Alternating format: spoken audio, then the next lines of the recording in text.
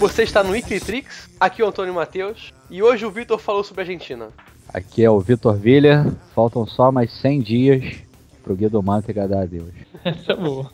O Vitor botou um calendário na sala dele, todo dia ele faz um risquinho lá.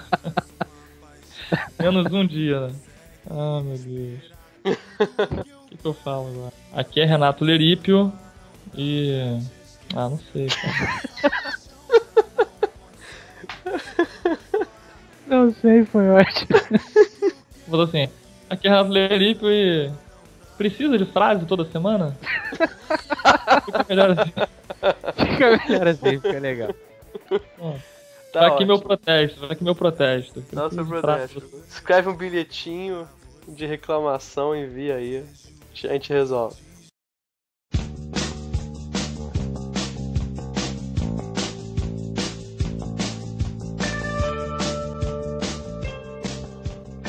Beleza, então vamos começar falando sobre a ata do funk. Na verdade não é a ata, né? Você que falou, a ata do funk. Não, a ata não foi divulgada ainda. É um press release. Teve a decisão de política monetária do Banco Central americano. Então tá bom.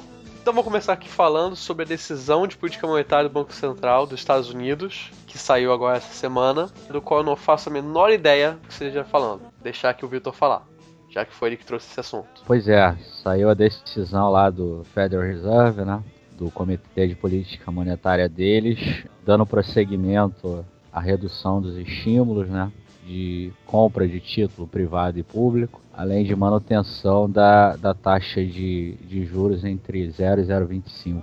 É o que já era meio que esperado pelo mercado, né, mas a novidade nesse anúncio aí foi que o Banco Central deles, eles divulgaram um documento com alguns procedimentos que serão adotados, né, para normalizar a política monetária norte-americana, né?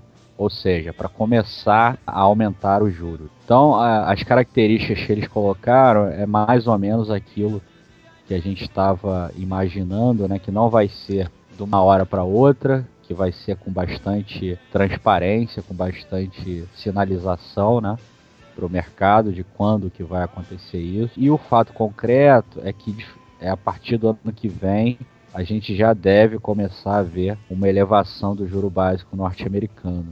Por uma série de questões. As principais é que o crescimento americano ele está se consolidando num patamar superior ao que era até agora, né? Ele está num crescimento bastante consistente. Se a gente faz uma média dos últimos 4 trimestres de crescimento anualizado, a gente está com alguma coisa acima de 2%, o que... A gente não. A gente, os Estados Unidos. É. A gente tá bem longe disso. É a mania de analisar a economia brasileira. Mas os Estados Unidos, eles estão com um crescimento médio aí dos últimos 4 trimestres acima de 2%. Para ser mais exato, no segundo trimestre agora eles fecharam com 2,4% de média, né, dos últimos 4 trimestres. Na ponta estão com uma variação de 4%, 4,2%, o que é um número bastante significativo para uma economia com uma renda per capita acima de $40 mil, que é o caso dos Estados Unidos. Seria baixo se fosse um crescimento brasileiro, mas para eles é um crescimento bastante significativo. Além disso, as taxas de inflação elas já estão bastante próximas àquele target de 2%, se a gente considerar o CPI ou o PCE, que é o núcleo do PCE, que é uma medida que eles usam para avaliar como que está a inflação. Essa medida está em torno de 1,6, 1,5, a depender do mês que você olhe. E o desemprego está caindo também. Ainda tem uma medida qualitativa de desemprego, que é aquela medida de desemprego de longo prazo, né? Desemprego mais de 27 semanas, que é o único dado ainda que não está dentro de uma banda, um intervalo razoável, né? Ainda é o dobro da média histórica, né? O desemprego de longo prazo hoje está alguma coisa próxima a 2%, quando a média de longo prazo, a média histórica, é alguma coisa próxima a 1%. Ainda é uma medida qualitativa que ainda inspira cuidados. É muito em função dessa medida que o Federal Reserve, o Banco Central Americano, ainda não tomou uma decisão mais forte de sinalizar aumento de juros num prazo ainda mais curto. Mas eles sinalizaram que isso vai acontecer em algum momento de 2015. E vai acontecer da seguinte forma, né? A partir do ano que vem, os Estados Unidos começam a aumentar juros, alguma coisa entre 0,25% e 3%, com a probabilidade maior de ficar entre 1% e 2%, e aumentando ao longo dos próximos anos até chegar a um juro nominal em torno de 3,25% e 4,25%. É o que aponta as projeções lá do FONC, que ele divulga também. Ou seja, aumentando esses juros, você tem uma série de impactos para a economia brasileira. Você tendo esse aumento de juros nos Estados Unidos, a gente gera uma consequência sobre a liquidez internacional. Se aumenta juros de longo prazo nos Estados Unidos, principalmente aquele T-Note, né, de 10 anos, que é uma identificação de juros sem risco, né, investimento sem risco, que é título americano, isso acaba atraindo investimento externo, né, e provoca alguma oscilação no mercado monetário internacional, principalmente em moedas emergentes. O real ele sofre muito quando você tem alguma mudança na liquidez internacional. Então é por isso que essa escada que a gente vai ver nos próximos anos de subida do juro americano, isso deve afetar a economia brasileira com pressão para desvalorizar o câmbio aqui. E isso tem uma série de consequências para crescimento, para inflação no Brasil, né? E vai pegar a economia brasileira numa situação muito ruim, situação que a gente tem que fazer ajuste a partir do ano que vem, e talvez os graus de liberdade da política econômica estejam reduzidos nesse momento, ou seja, talvez não seja possível você fazer uma política monetária acomodatícia ou uma política fiscal acomodatícia nesse cenário de subida de juros, porque a gente tem problemas, como a gente vem falando aqui já há algumas semanas, tem problemas domésticos muito sérios. Então é um sinal preocupante, esse sinal que o Fed emite de ter que começar a subir juros a partir do ano que vem.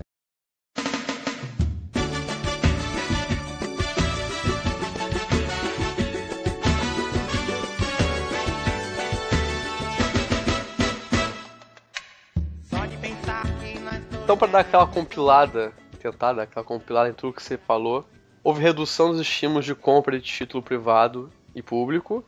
Continuou sendo reduzido. Continua sendo reduzido. Os Estados Unidos vão começar a aumentar os juros, isso no ano que vem. Está havendo um crescimento bastante consistente e o desemprego está caindo. Mas o fato importante é que o aumento de juros vai atrair investimento externo, que vai causar desvalorização no câmbio do Brasil, e o Brasil provavelmente não vai estar preparado para isso. Exato, é isso aí. Com isso eu posso concluir que os Estados Unidos está indo bem, então, economicamente? Estão se recuperando, né? Parece que a recuperação ela continua. A gente teve um problema lá no primeiro trimestre. A gente não, Vitor. Você é brasileiro. Foi mal. Os Estados Unidos tiveram um problema no primeiro trimestre por causa do inverno rigoroso lá que teve, mas parece que foi só uma parada pontual devido ao problema climático. Eles já voltaram agora nesse segundo trimestre. Os dados consolidados que a gente vê agora é que de fato a recuperação continua, né? Seria uma boa notícia se a gente não tivesse com um problema tão sério de política econômica no Brasil. Que se os Estados Unidos crescem, é esperado que as exportações brasileiras cresçam, a gente melhore o balanço comercial, enfim, essa sequência de eventos positivos. Mas os Estados Unidos crescendo hoje significa que eles têm a necessidade de aumentar juros em breve tempo, né? Então isso daí soa como uma notícia ruim para a economia brasileira.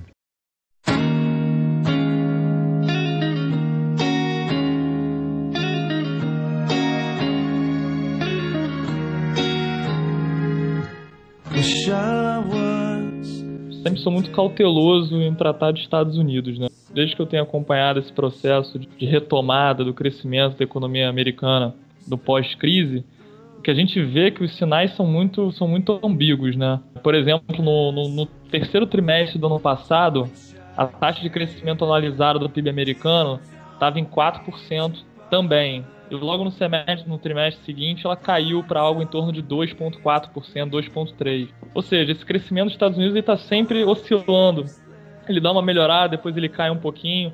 Mas como o Vitor falou, parece que agora a gente está numa trajetória um pouco melhor. Mas eu sou meio cauteloso em relação a isso ainda. Sobre o mercado de trabalho, idem, né? A mesma coisa. A Janet Yellen, a chair do Federal Reserve, publicou um texto no dia 22 de agosto que ela fala novamente sobre o mercado de trabalho e ela ressalta problemas que ela vem ressaltando já há bastante tempo, né? Ela coloca que o mercado de trabalho ainda enfrenta uma ociosidade muito grande, que ainda tem uma folga muito grande.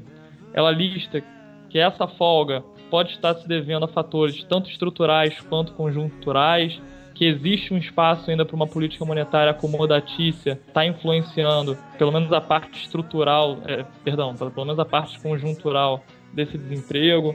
Ela salienta a questão do elevado número ainda de pessoas em emprego de tempo parcial, né? Pessoas que gostariam de estar trabalhando em tempo integral, mas não conseguem. Pessoas com desemprego de longo prazo, enfim. Tem uma série de coisas ainda que inspiram certo cuidado. Então eu acho que para a gente poder falar de uma retomada mais concreta, acho que demanda um pouco mais de tempo, uma análise um pouco mais prolongada, porque realmente esses dados costumam ser muito voláteis, né? Com respeito à normalização da política monetária americana, acho que isso já é um fato, né? A decisão do FONC. O FONC é a sigla para Federal Open Market Committee. É o Comitê de Mercado Aberto dos Estados Unidos. Seria o equivalente ao nosso Copom aqui, né? É um comitê que delibera acerca da política monetária americana. Então é ele que define se a taxa de juros vai elevar, se a taxa de juros vai diminuir, se vai cessar a compra de títulos públicos e privados, se não vai. É uma reunião de presidentes dos diversos bancos centrais, alguns deles com direito a voto, e aí eles se reúnem periodicamente para deliberar acerca da política monetária. E a compra de títulos deve se encerrar no próximo mês aí. Em outubro a gente já deve ter um encerramento disso. No ano que vem já é esperado que aumente os juros, como o Vitor comentou. E uma surpresa que eu acho que acabou repercutindo bastante essa semana. E juntamente com a decisão do FONC foi divulgada uma lista de previsões para diversas variáveis macroeconômicas dos Estados Unidos pelos próprios diretores colegiados lá do FONC. E uma dessas previsões era com respeito à taxa de juros, né? A taxa de juros, a previsão da taxa de juros para o ano que vem estava um pouco acima da que tinha sido divulgada na decisão anterior, né? na divulgação anterior desses dados. Isso acabou gerando uma certa volatilidade no mercado, porque gerou uma suspeita, né? uma evidência aí de que a política monetária americana seria normalizada, mas seria normalizada num ritmo de ajuste de juros mais forte, né? Isso acabou gerando uma certa volatilidade nos mercados. A moeda dos países emergentes, por tabela, acabaram depreciando. Enfim, isso gerou uma certa cautela nos investidores. E como o Vitor colocou, isso acaba afetando diretamente o Brasil, né? A gente está numa situação doméstica que é ruim, né? Nossos fundamentos estão ruins. A gente está com déficit em transações correntes que é elevado. A gente está com... A nossa conta de investimento externo direto já não é mais capaz de suprir toda a nossa necessidade de financiamento externo. Então, quer dizer, uma retomada, uma normalização da política monetária americana, ao elevar juros, ao depreciar o câmbio, naturalmente vai acabar trazendo impactos negativos nesse sentido para a gente, né? No sentido de financiamento externo. Isso é uma coisa que a gente vai ter que lidar e vai ter que saber lidar, provavelmente já no ano que vem. How can I go forward when I don't know which way I'm facing? Eu só queria fazer um parêntese aí em relação a isso que o Renato falou. Duas coisas. A primeira é o negócio do crescimento, né? Eu tive o cuidado de pegar sempre a média de 4 trimestres. Você falou, pontualmente pode ter um crescimento maior, mas isso aí não se verberar numa tendência, né? Se você faz uma média dos últimos 4 trimestres, a economia norte-americana ela já está apontando para um crescimento próximo de 2%, desde mais ou menos 2011, 2012. Ou seja, a gente sabe, né, que os Estados Unidos não cresce muito mais do que isso. O potencial de crescimento dos Estados Unidos é muito mais do que isso. Se eles crescerem 2,5%, já está muito bom para as necessidades deles. Então, esse é um ponto. O outro ponto, a questão do desemprego de longo prazo, de fato está acima daquele que é a média, né? A média, assim, de colocar do desemprego total dos Estados Unidos. A média é você ficar com 15% de desemprego por mais de 27 semanas. E eles hoje estão com 30%. Mas isso daí também não é assim que se resolve. Como a gente teve uma crise muito forte em 2000 a 2009, as pessoas perderam o emprego naquela época, isso gera uma esterese, que é o quê? As pessoas têm dificuldade de arrumar emprego quando elas ficam muito tempo desempregadas, que perdem qualificação, perdem capital humano, isso gera uma perda de empregabilidade. Então, o fato do desemprego de longo prazo estar nesse nível, isso daí é meio que esperado. Então, eu não sei se hoje o FONC ele já está olhando mais para essa questão do desemprego de longo prazo, ou se ele está vendo o conjunto da economia, como ele colocou nesse plano de normalização. Se você olha para o conjunto da economia, o crescimento ele já não é aquele crescimento baixo que a gente tinha alguns anos atrás, ele já é um crescimento bem próximo do potencial. E o mercado de trabalho tem melhorado, apesar de você ter indicadores qualitativos que ainda verberam uma situação de crise, mas que podem ser atenuados por essa coisa que eu falei agora da esterese.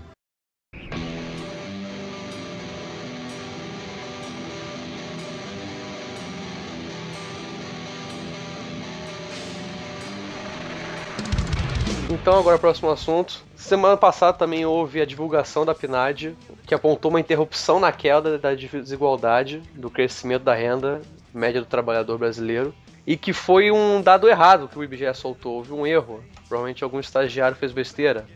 Na verdade, não. Não foi do estagiário, mas houve um erro, certo? Então, o erro que houve lá é que na hora de fazer os fatores de expansão, né, para calcular essas métricas que o IBGE usa, eles colocaram um peso que é um peso equivocado, né? Não era só para as regiões afetadas, eram para todas as regiões. Isso aí acabou gerando os resultados equivocados da pesquisa. Então vamos passar para a parte que importa, que é falar da polêmica que gerou isso. Que isso gerou. Então vamos lá. O dado preliminar, né, esse que acabou sendo calculado de uma forma incorreta, ele trazia uma informação de que a desigualdade no Brasil, medida pelo índice de Gini, ela tinha, na verdade, aumentado, né? Aumentado ligeiramente em relação ao padrão que a gente vinha observando até o ano passado. Isso aí acabou gerando, né, sobretudo na proximidade de uma eleição, acabou tendo uma certa repercussão, né? E logo em seguida, né, esse dado foi retificado. E nesse novo dado corrigido, apontava que a desigualdade, na verdade, não tinha aumentado, mas ela estava estável ali, num patamar que não era nem superior nem inferior, mas dentro daquela tendência que vinha sendo observada. Acho que a grande questão disso tudo é que esse índice de Gini, essa medida de desigualdade, ela vem estacionada desde 2009, né? Então, quer dizer, acho que o que é relevante para a discussão, eu acho que o Vitor pode abordar melhor, é que, embora tenha ocorrido esse pequeno erro de métrica aí, né, de compilação de dado que gerou esse problema todo, a questão relevante é que a gente não observa mais a redução na desigualdade como a gente vinha observando até o ano de 2009. Né? De 2009 para cá, a desigualdade permaneceu estagnada. A gente não melhorou nossa distribuição de renda, e isso já faz praticamente aí 5 anos que a nossa distribuição de renda está a mesma, ela não evoluiu positivamente. Eu acho que isso que é o dado relevante que essa PNAD vem confirmando. Então, eu também iria por esse caminho aí. Eu acho que não houve interferência política nesse caso, né, do IBGE. Até porque o IBGE é um órgão meio rebelde, né, em relação ao governo. Ele já mostrou isso naquele problema lá da PNAD contínua, né? Que vários coordenadores do órgão falaram que iam sair se a PNAD contínua fosse interrompida. O IBGE fez greve nos últimos meses também, que prejudicou os dados de outras pesquisas. Então eu acho que não teve interferência política nesse caso não, acho que foi um problema técnico realmente. E antes de falar dessa questão da desigualdade, eu acho que o problema que teve, ele foi causado sobretudo por um problema que está tendo nesse órgão, que é o quê? É de restrição orçamentária, né? O IBGE dos grandes órgãos públicos, IPEA, Banco Central, BNDES, eu acho que a carreira é a pior, né? O funcionário do IBGE é o que ganha menos, é o que tem os menores bônus, né? E é até ruim, porque se a gente olhar para a questão econômica do Brasil, de dados, o IBGE é aquele que tem mais relevância, né? A gente sempre consulta os dados do IBGE para fazer análise de políticas públicas e de política econômica. Então acho que deveria ser olhado com maior prioridade o IBGE nos próximos governos. Isso é uma questão. A outra questão que o Renato pontuou é que, de fato, se a gente olha o comportamento da desigualdade nos últimos anos, ela está estagnada nos últimos anos, nesses últimos anos recentes, né? Desde 2009, 2010.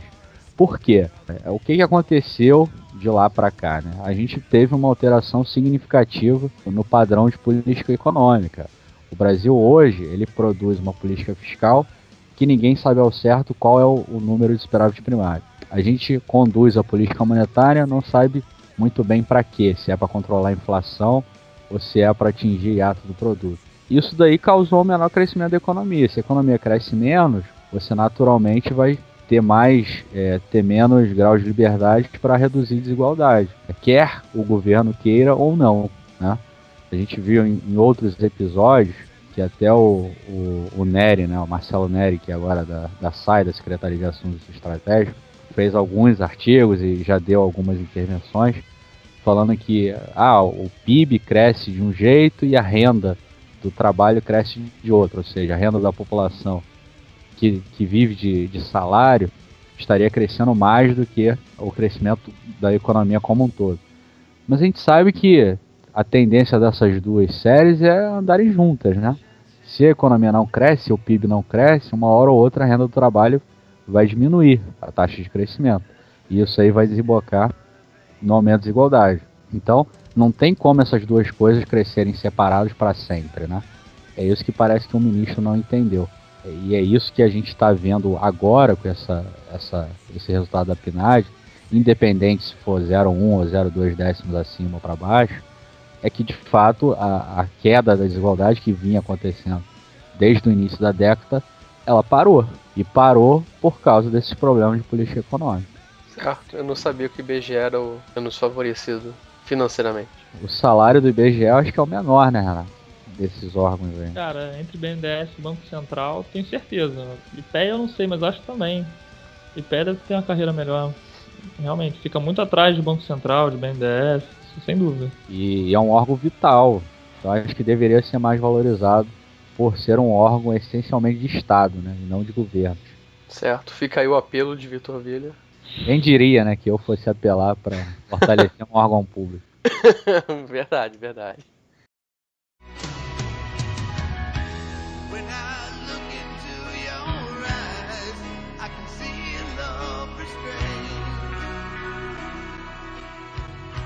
Olha que a Argentina tá chegando. Vai acontecer alguma coisa no meio do caminho que ela não vai chegar. Vai cair minha internet. Provável. É o que todos os estudos indicam. A evidência. Muito bem. Nesses últimos dias também saiu o dado do IDEB, que é o Índice de Desenvolvimento de Educação Básica, e o Renato vai agora destrinchar sobre ele. Nossa, destrinchar, você foi longe demais. Tá, vai tecer algumas belas palavras. Bom, na verdade, não é nenhuma surpresa pra ninguém que a educação no Brasil não é lá essas coisas, né? A gente sabe que, infelizmente, um dos nossos problemas crônicos, sobretudo relacionado aí ao nosso baixo crescimento, é a baixa qualidade do nosso ensino público, né? E o IDEB é o índice aí que mede a evolução do ensino ao longo dos anos aí, né? Saiu os resultados do último IDEB, relativo a 2013, e a mensagem geral da pesquisa é que a qualidade da educação no Brasil está avançando bem menos do que o que é esperado, né? Se a gente puder colocar assim de uma forma mais ampla, o que a gente observa é que a gente teve uma evolução até razoável em relação aos anos iniciais, né? Ali ensino fundamental principalmente, mas que nos anos finais e ensino médio, praticamente a gente tem andado de lado nos últimos anos aí. Quer dizer, a gente não tem evoluído praticamente nada, a gente tem mantido mais ou menos constante aí o índice nessas séries finais no ensino médio.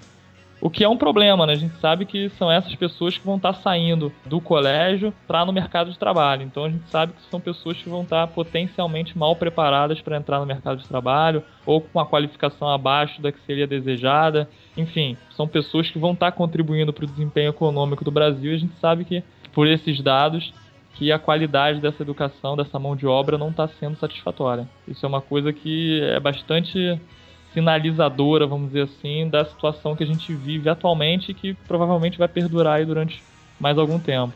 É assim, sobre isso daí, do IDEB, né? Eu acho assim, a gente tem um problema hoje, que é um problema de gestão, né? A gente, ao longo dos últimos 20 anos, a gente tentou fazer algumas coisas para melhorar a educação. A primeira delas foi aumentar o financiamento. A gente criou o Fundef, criou o Fundeb depois, para tentar aumentar esse financiamento à educação. Sei lá, em 2001, 2002, a gente gastava 11, 12 vezes mais com o ensino superior do que com o ensino básico, né?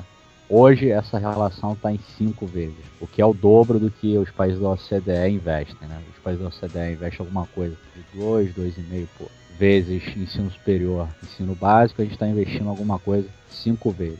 Isso é um dado, a gente investe muito em ensino superior, vis-a-vis que a gente investe em ensino básico. Tem uma dissertação do pessoal da Fundação Getúlio Vargas, que foi até orientada pelo Samuel Pessoa. Lá em 1950, 60, a gente investiu alguma coisa em torno de 70 vezes mais em educação superior do que em educação básica. O que eu quero dizer com esses dados? Que a gente sempre priorizou a educação superior no Brasil. Então não é nenhuma surpresa que, dado que a gente priorize ensino superior ao ensino básico, que o ensino básico seja ruim, né? Nos últimos 20 anos a gente vem tentando fazer medidas que mudem essa realidade.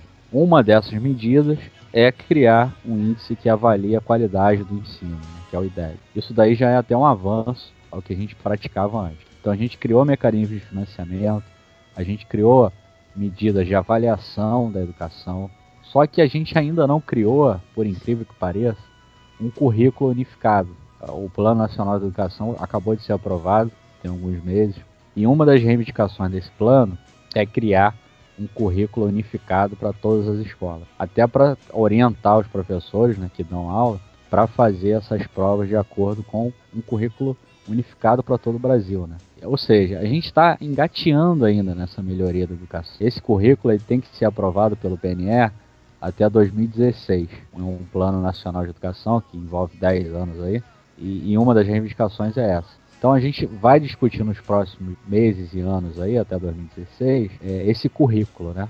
O que as nossas crianças no ensino básico deveriam aprender. A gente não sabe isso ainda, por incrível que pareça. Então não é muita surpresa para mim, pelo menos, que a educação esteja ruim e não esteja melhorando. Se a gente não define nem o que as crianças deveriam estar aprendendo, desculpando pelo gerúndio, então não é surpresa alguma que a educação brasileira seja tão ruim desse jeito, classificada entre os piores lugares do PISA.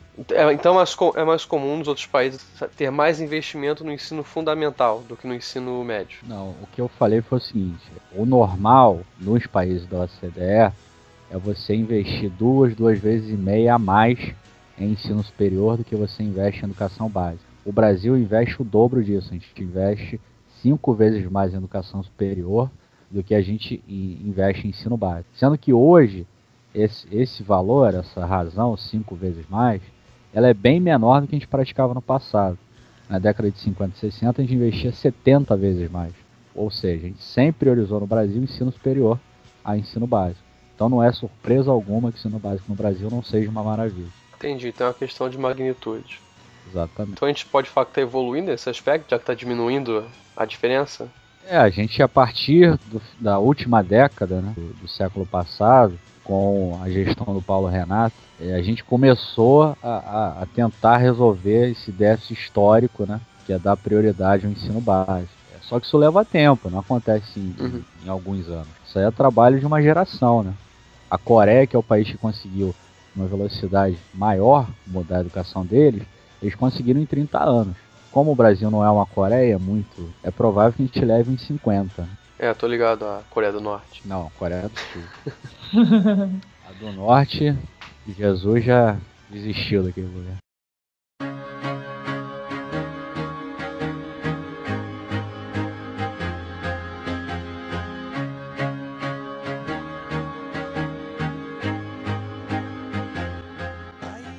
Tem uma frase de Samuel Pessoa que é muito boa, né?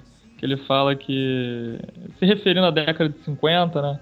Que você até citou aí, ele fala que Nós tínhamos na época 50% dos nossos jovens, da população em geral, quase 50% é analfabeta, né? E enquanto isso a gente estava construindo Brasília, ou seja, a gente acabou invertendo uma série de prioridades aí, e é lógico que isso tem reflexos que vão se propagar aí durante décadas, né? O que a gente está vendo hoje é reflexo muito de políticas que não foram adotadas no passado. E dentro dessa discussão, acho que muito que se coloca também é que deveria ser destinado a um volume maior de recursos para a educação. É uma pauta que sempre vem, inclusive na propaganda agora tem sido muito falado isso, a destinação de 10% do PIB para a educação, de não sei quantos por cento dos royalties do petróleo para a educação. Enfim, a questão toda é que tem muitos estudos que mostram que não adianta somente aumentar os gastos com a educação, né? A questão toda é você conseguir induzir que essas escolas, essas redes educacionais, elas consigam adotar práticas que funcionam, né? E saiu um estudo também bastante interessante, que foi bastante divulgado também nos artigos aí durante a semana, que foi um estudo da Fundação Lehman. Não sei se vocês chegaram a ler sobre isso. Eu baixei, dei uma olhada e tal. O que ele mostra? Ele mostra uma série de escolas espalhadas pelo Brasil, públicas, que conseguiram se destacar no IDEB, apesar dos seus pares não conseguirem, né? Ou seja, a média das escolas públicas no Brasil é muito baixa, mas essas escolas em especial conseguiram se destacar positivamente, né? Com resultados acima das outras escolas e acima do esperado, né? Acima da meta. E aí o estudo pega essas escolas e avalia o que elas têm em comum, né? E aí traça uma série de similaridades entre elas. Enfim, eu não vou entrar em detalhes aqui, mas quem quiser pode dar uma olhada lá. Assim, tem várias medidas interessantes assim, de acompanhamento mais próximo dos alunos, de formação dos professores, um envolvimento maior entre professores, família, aluno. Enfim, uma série de coisas que mostraram que tem resultados, né, que melhoram a eficiência do aprendizado e da educação desses alunos. Então, assim, não é questão só de dinheiro, né? É questão de você conseguir canalizar isso de uma forma produtiva. Exatamente. Eu venho batendo essa tecla aí há algum tempo. Eu acho que dinheiro hoje não é o problema, até porque a gente investe algo próximo a 5,3% do PIB em educação, pelos dados da OCDE. E se a gente quiser colocar mais dinheiro no ensino básico, eu sugiro que cobrem mensalidade das universidades. E aí vai ter bastante dinheiro para investir no ensino básico. Inclusive isso já foi falado aqui em vários programas. É demais repetir. Tonight I'm gonna have myself a real good time. I feel alive. And the world... Então vamos agora pro último tema, mais esperado de todos. Mais esperado de todos. Sobre a Argentina, sobre o controle de preços na Argentina. É bom mencionar que no início desse ano, em janeiro, a Argentina havia anunciado que um novo controle de preços para tentar conter a inflação. Já estava desde essa época. E nesses últimos dias saiu uma nova notícia sobre a aprovação de uma lei na Argentina para o controle de preços e de produção. E quem tá louco para falar sobre isso é o Vitor. Eu deixo o Renato falar primeiro.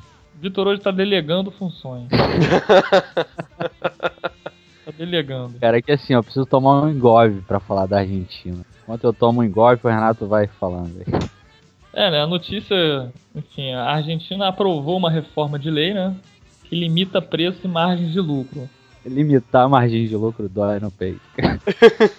Bom, na prática, isso é uma interferência direta no setor produtivo, né? Você querer, na verdade, o governo ditar quanto que cada empresário, né, cada comerciante, enfim, cada produtor pode cobrar pelo seu produto e quanto ele pode oferir de lucro nas suas transações, né? Assim, do ponto de vista econômico, isso é um verdadeiro desastre, né?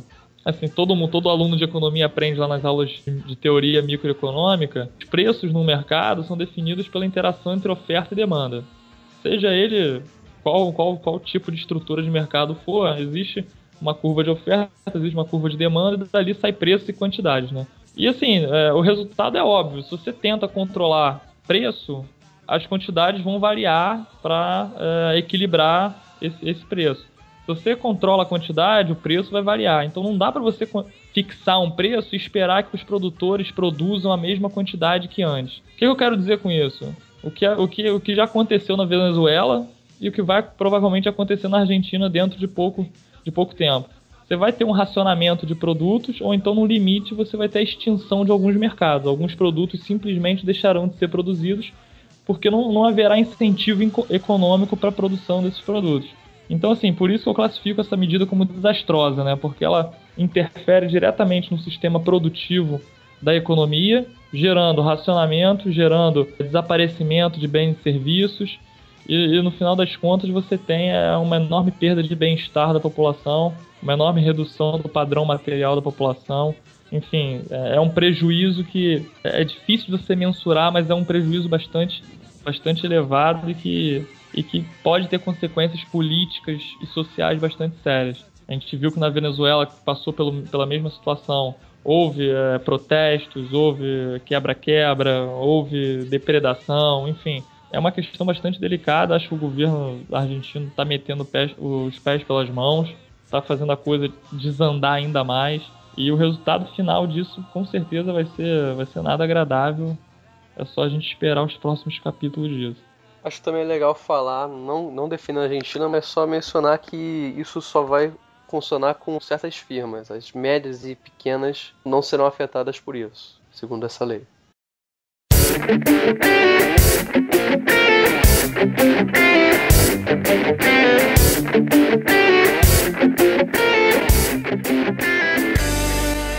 Tá, mas aí vem a pergunta. Mas isso chega a ser eficiente para combater a inflação?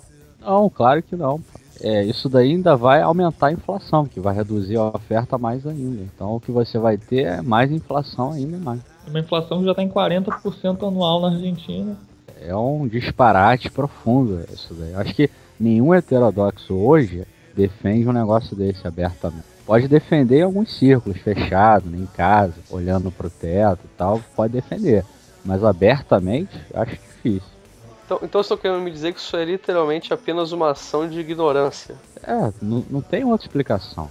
Caramba, eu vejo como uma ação desesperada. É uma coisa assim, você querer ganhar algum tempo no curto prazo, entendeu? Você querer forçar uma situação artificialmente, de segurar preços para poder reprimir essa escalada da inflação no curto prazo. Só que isso vai alimentar mecanismos que vai desaguar em mais inflação no futuro, não tenha dúvida disso. A gente sabe que de uma forma ou de outra o resultado vai ser catastrófico um período de tempo à frente aí. Infelizmente, o governo argentino tem lançado mão de diversos expedientes aí para ganhar tempo, para ganhar uma popularidade aí no curto prazo, à custa de uma piora aí no longo prazo. Uma coisa que eu acho interessante falar é que quando você está numa economia, né, vivendo uma inflação muito alta ou uma hiperinflação, como o Renato falou, as pessoas geralmente elas perdem a referência, né? Porque o sistema de preço, a moeda, ele deixa de ser uma referência. O sistema de preço ele não consegue mais sinalizar escassez, né? Ele não consegue mais sinalizar o que está acontecendo com a oferta nem com a demanda, porque a moeda está completamente esfacelada. Então, como o Renato falou, pode ser que lá na cabeça do ministro da Economia, ou no governo da Argentina, da Venezuela, ou de outros que estejam passando por isso, ele já não sabe mais o que fazer. Então, acaba tentando administrar os problemas, né?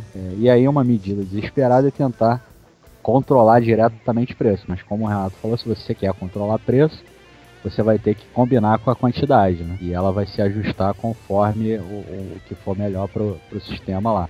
E aí, cara, é meio que essa interferência do governo a todo momento, que é a tal da espiral intervencionista, que o Gianetti chama, né? Acaba piorando o problema. E você vai criando elefantes, vai criando medidas, vai agravando as coisas e vai ficando cada vez mais difícil você sair dessa situação. Então é por isso que eu olho para a Argentina e eu tenho muito medo do que o Brasil pode fazer em relação a isso, né? Que a gente veio inventando nos últimos 2 anos. Mas aqui, pelo menos, a gritaria foi muito forte, tá? Aqui os economistas têm gritado e gritado muito forte há uns 2 ou 3 anos, quando o governo vem fazendo essa interferência. Como eu não acompanho muito bem o que acontece com a Argentina, nem quero acompanhar, eu não sei se lá tem essa mesma gritaria, ou se lá o consenso é outro. Eu acho que aqui a gente não corre o risco de chegar nesse nível, porque aqui a gritaria tem sido imensa, mesmo dentro da heterodoxia. Existem inúmeros economistas heterodoxos que discordam do que o governo vem fazendo em termos de intervenção do Estado na economia. Eu não sei se na Argentina tem essa gritaria ou se formou um consenso em relação a essas medidas. Era até um caso de se estudar como é que está a economia política dessas modificações lá. Semana que vem você manda pra gente como é que foi o seu estudo. Não, você deixa para algum amigo heterodoxo seu. Isso não, eu tenho uma coisa mais importante para fazer. É isso aí. É isso aí, é isso aí do Antônio, encerra tudo. Ele meio que brocha tudo. Tudo que eu quero é que você saiba, não dá pra entender. Com esse olhar você me fez apaixonar.